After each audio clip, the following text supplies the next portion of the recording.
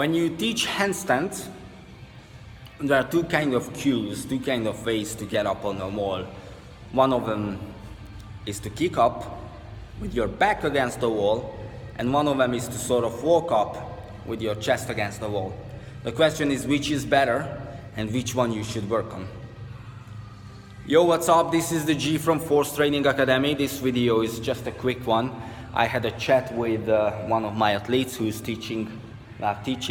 who's learning the handstand push-ups in particular, and she's been asking me which one is better, because she saw it on YouTube that most of the coaches recommend two ways to get up on the wall. One of them is to kick with your feet and your back is on the wall, and one of them is just to face the wall and walk up.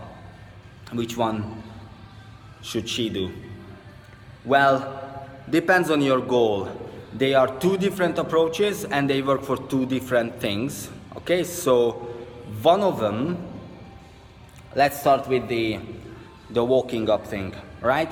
If your chest is facing the wall and you walk up, I use that for push-ups. So until you're actually strong enough to get into the perfect position and balance the handstand, I don't see any point of starting push-ups in the handstand. Like, you know, you would kick up with your back, I use that position to work on my balance, as well as the chest to wall position. I use it for the push-ups. The chest to wall position is easier to get up to, and you have a little bit more control of the angle you're pressing in. So I like that more to work on the push-ups, but I don't find it anywhere near any useful for balancing. Because you can walk up with your chest to the wall, but that's a very uncomfortable position. And with this one, you actually don't get this tip over feeling. You don't need to shift your body weight over the point of balance. So you never really experience how does it feel to try to balance on your hand, because you're constantly shifting, forward, not backwards, which means you're constantly in the most comfortable position of the pressing. That's closer to standing. So let's say you're constantly here. You never get behind the shoulder line. You're constantly here, right? Which is better for pressing, so at least more comfortable.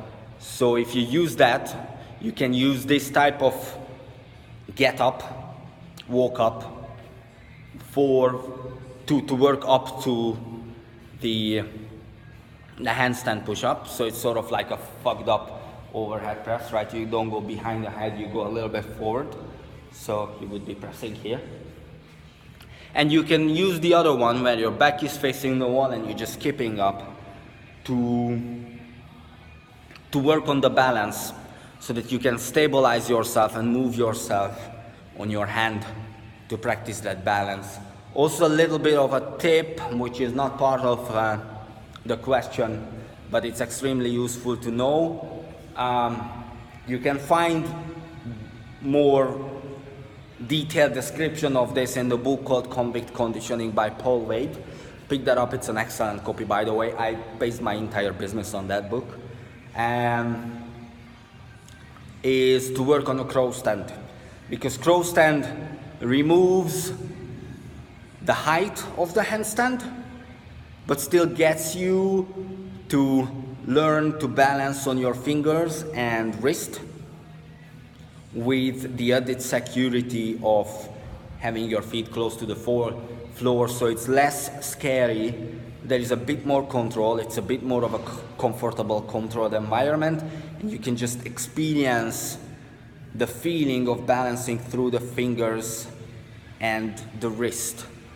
So there it goes, guys. You have two ways to get up to a handstand. Again, one of them is kicking up with your back to the wall. I would use that to work on my balance and stability. And the other way is to face the wall and walk up to the wall, right? I would use that for my pressing power. And then once I gained enough stability and balance so I can safely and comfortably get up to the handstand without a wall every single time, I would start working on pressing with that one, because until you don't have the necessary strength to hold yourself and to press, you don't have a choice. You don't have a chance to develop the necessary balance to stay in a controlled handstand during pressing. And until you don't develop the balance to get a solid stationary handstand, you don't really have the chance to develop the power to be able to press in a solid stationary handstand. So you need to sort of approach it from two ways. Good luck with that.